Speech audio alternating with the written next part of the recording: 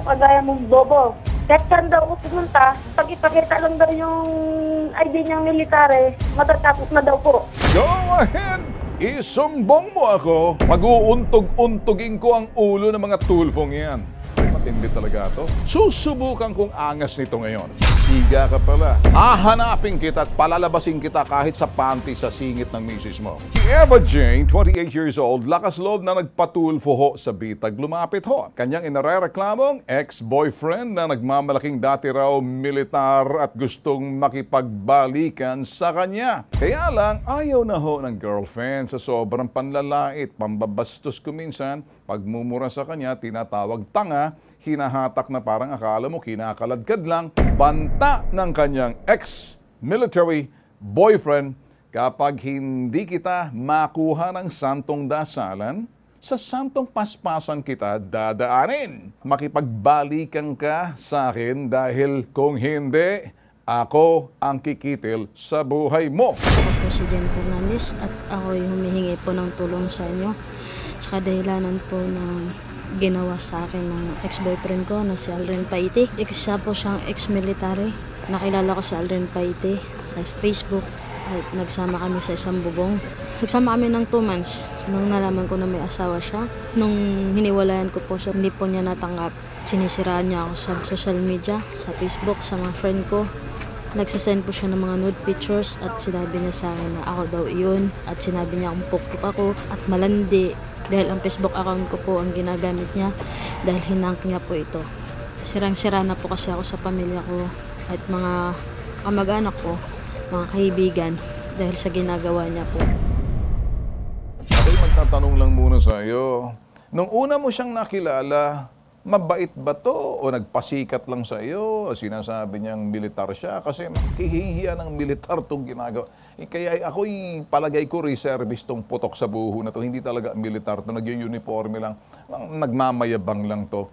Anong pakiramdam mo, Jane, sa sinabi niya? Ikaw ba'y palagay mo gagawin niya to? At tanong ko sa iyo, sa palagay mo, naniniwala ka sa kanya, magagawa niyang papatayin ka niya kapag hindi ka nagpakita at hindi ka bumalik sa kanya? Yes po. Ano ang dahilan na parang paniwalang paniwala ka, subok mo na talaga kung magalit to? Grabe kung magalit? Parang utak kriminal? Sa kwento niya po kasi, may napatay na po siya dati. Baka napatay niya langgan, ipis, uod, bulate? Baka ganon? Sa probinsya po yung nangyari. Probinsya daw nila. Ginikwento niya sa iyo na parang ang dating ay huwag kang loloko-loko.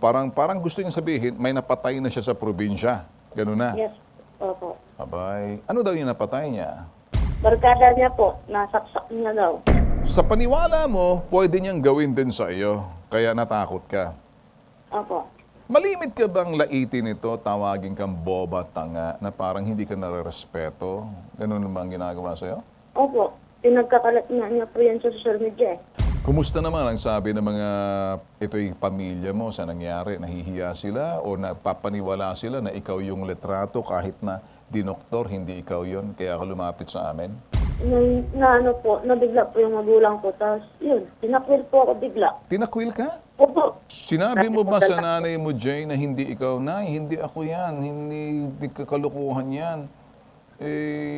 Hindi ako yan. Pinaliwanag ba sa nanay mo? Pinaliwanag ko po. Anong nangyari anong sinabi ng nanay mo? Hindi naman po nakibo na yung nanay ko dahil sa nangyari. Siguro nabigla po kasi marami na po nag-isawsaw sa Facebook eh. Hiyang-hiya ka ngayon? Opo. Pero ang kinakatakutan mo, Jane, ay yung banta niya na magpakita ka at magbalikan kayo kasi kung hindi, ay papatayin ka. Parang gano'n ang dating. Tama? Opo. Opo. Doon ka natatakot ngayon, Jane, na baka pag hindi mo sinunod, tutuluyan niya. Tulad ng sinabi niya na pinatay niya kaibigan mo, nasaksak sa probinsya. Siya mismo pinagbalaki niya sa'yo. Opo. Sanay na nga daw po siyang pumatay ng tao. Ano gusto mo? Matakot ako. Una, matawa ako, magalit ako, hamunin ko. Ano kaya? Saan ba nagagwardiya tong kulokoy na to para nang makita natin? Tagig po yan siya po sa Vista Mall. Sa Vista Mall. Yes po. Okay. Mas maganda na alam ko na kung saan siya hanapin. Pakinggan mo, Jane. Tatrabahuin namin to. Anong gusto mong gawin ko para matanggal ang takot mo? Gusto mo ba A, kalad ka rin ko sa harap mo, paluhurin ko, tadyak-tadyakan ko. Ipakita ko na walang ibang pwedeng maging maangas dahil kinakaya-kaya ka, kababae mong tao. Gusto mo gawin? Or gusto mo pagsabihan ko, kausapin ko? Anong gusto mo? Bantaan ko rin tulad na ginawa sa'yo? Sige, Gusto ko siyang matanggal po siya sa trabaho. Tanggalan sa trabaho. Opo. Kasi lagi po siyang nagsasabi po sa akin na, ano daw, kahit saan daw ako pumunta, pag ipakita lang daw yung ID niyang military, ano na po daw, matatakot na daw po. Isang pakita niya lang kanyang ID military, patay ka na. Parang ganon. Opo. Kahit si Mayor pa nga daw eh. Sabi niya sa akin, Kahit si Mayor, titigukin niya. wala daw siyang pakialam. Basta lagi lang niya akong sinasabihan na, hindi ako kagaya mong bobo. Anong pakiramdam mo sa tuwing sinasabihin, hindi ako kapareho mo, Jane, bobo, tanga? Naiyak po, tapos nagagalit po. Minsan po, naglalasgas po ako minsan dahil hindi. Wow, Jane. Huwag ka maglalaslas, okay? Kasi po, lahas na po kasi sa mga tao eh. Ganun na yung... Wow. Huwag ganon, Jane. Huwag ganon. Hindi pa tapos ang mundo mo. Pumunta ka sa akin eh. Huwag mong gagawin yan, Jane, okay? Tsura ng mukhang talong na ayaw. Hindi ko maintindihan. Mukhang kulangot na pinatigas na sinausaw sa sukat sili. Ang itsura ng boyfriend mo. Kakatakutan mo pa. Hindi mukhang mata. Hindi mukhang... Sus Mariosep. Galit ako dyan, Jane, pag ganyan na. Pakinggan mo ako, ano? Sige. Tinawagan namin itong security agency niya. Hindi sila nagsalita, pero tinawagan namin. Wala namang kinalaman ng security agency. Pero ngayon alam na nila. Ito si Aldrin Paete, nagtatrabaho sa kanila. Nangako silang ipapatawag si Aldrin, itong ex-militar na nagbanta sa iyo, pinahihiya ka, pinaus ka sa social media. Ito nagsabing, abay, pag-uuntog-untugin kong ulo, sasapatusin ko to pag nakita ko to. Huwag kang matatakot, huwag kang maglalaslas. Okay, Jane? Sir, minsan po hindi na ako kumakain. Kaya po, minsan, nung nandun ako sa Bulacan, kaya po pinalis ako doon dahil lagi na lang po nagwawala. Yung nagbabasag na lang po ako ng bote, yung galit ko po, nilabas ko na lang po. Okay lang yun, magalit ka, magbasag ka ng bote, isipin mo yung bote, mukha niya na binabasag mo. Pero wag mong gagamitin yung bote sa ilalaslas mo, igagamit mo sa iba. Masama yan, okay? Ilang beses mo na ginawa to na parang nagtangka ka maglaslas matapos kang laitin, sabihin tanga ka, stupid na boba ka, kahit sa... Ito ba, gaya mo ginawa to dahil naisip mo na wala ka ng tatakbuhan at yung pinakahuling takbuhan mo, magpatulfo, yun ba? Opo. Kaya po ako lumapit sa inyo kasi Sige. kaya lagi po kasi ako nanonood sa programa niyo. Nade-depress ka ba kuminsan? Nakakatulog ka pa ba kuminsan? Minsan po, pag inisip ko po yun, parang wala na po ako. Parang tulala po ako. Tapos minsan sabihin ko, sana pag tulog ko, hindi na ako gigising, ganun. Wag naman. Kausap mo na nga ako. Si Ben Tulfo na kausap mo. Gusto mo ba ako maging kaibigan? Oo naman po. Gusto mo bang i-refer kita doon sa aking kaibigan na si Dr. Camille na para ikay mapayuhan? Importante rito na mabigyan ka ng konting gabay. Kung minsan may kinakausap na ito'y dalubhasa. Pakiusap ko sa iyo, sa tuwing nade-depress ka, tawag ka lang sa akin, okay? Opo. Meron akong number na pwedeng tawagan mo yung staff namin, makakausap mo yan, okay? Anytime may access ka sa amin, okay? Simula ngayon, meron ka nang pwedeng tawagan. You just call out my name and you know wherever I am. Okay, protektado ka na namin, hindi ka na pwedeng galawin, tawag ka lang sa akin. Kapag medyo nag-alangan ka na, nag-iisip ka ng kung ano-ano, tawagin mo lang ako. Opo, sir. Relax ka lang, Jane. Tingnan natin kung sasagot tong putok sa'yo. Hahantingin namin to para sa'yo. Sige. Sige, okay? Telepono yan, ringing na yan. Isa doon sa mga telepono ni Aldrin, tinatawagan natin. Ito yung ex-militar na nagbabantang papatayin daw si Jane. Tagutin mong Aldrin kang putok sa mapapanood niya to. Mas maganda na mapapanood niya to. Jane, diyan ka lang, ano? No holds barred. Hindi talaga sumasagot ng putok sa buho na to. Ano kayong ginagawa nito?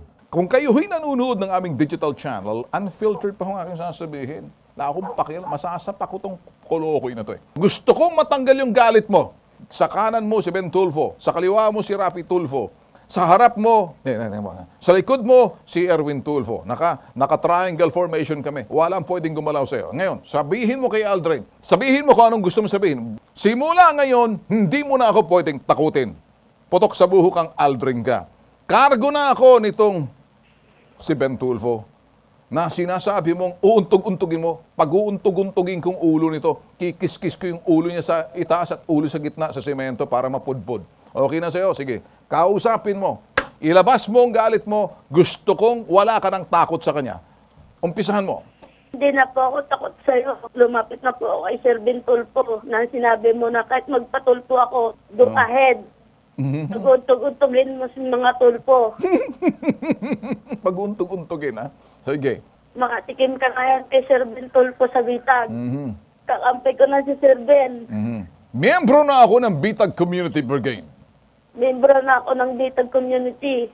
Nakabantay na ang mga taga-Bitag at ako nang bahala dito. Okay, sige Jane. Hindi natatapos dito.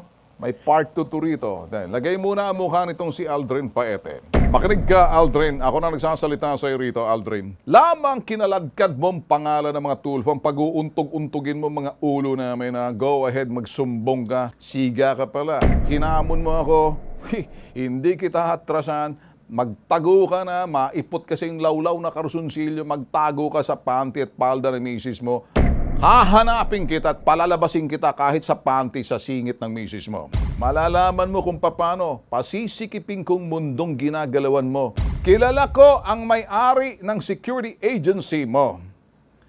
Kilala ko kung sino nagmamay-ari. Kilalang kilala ko. Ngayon, isang ganun lang yan, yari ka. Kaya itong mensahe ko sa'yo, kapag hindi ka tumawag sa akin, tatrabahuin kita. Tulad ng sinabi mo dito kay Jane, pasusukuin lang kita hanggat isumuko ka at hanggat maipot, maihihi ka sa iyong lawlaw. Butas-butas ng bapanghing karusunsilyo. Yari ka sa akin. Tatablahin ko at tinanggal ko na yung takot ni Jane. Magpakalalaki ka, humarap ka sa akin. Ngayon, gusto kong masukat yung pagkasiga mo, nakapatay ka na raw, subukan mo pakita sa akin kung paano. At dyan makikita mo. Mas maganda, magpakita ka, tumawag ka, aabangan ngayon ng publiko. Ngayon pa lang, mas magandang pumunta ka na sa inyong tanggapan at nakaabot na dahil kinaladkad mo, nagbanta ka. Una, nagbanta kang papatayin mo si Jane. Number 2, nag-post ka ng hindi maganda, hinak mo. Number 3, itong pinaka-buisit ako. Uuntugin mong ulo namin mga Tulfo. Ikaw pala nagsabi niyan. Yung ulo mo dyan sa ulo, sa taas at ulo mo dyan sa gitna, kikis-kis ko sa semento. Unfiltered to, ha? Gusto mong gawin pagsasariling sikap, gawin mo. Huwag mong utusan ang girlfriend mo. Sira ulo ka pala eh. Ngayon, nalantad ka sa publiko, bibigyan kita ng taning, haharap ka sa akin, kapag hindi, ako naman maghahanap sa iyo. Abangan!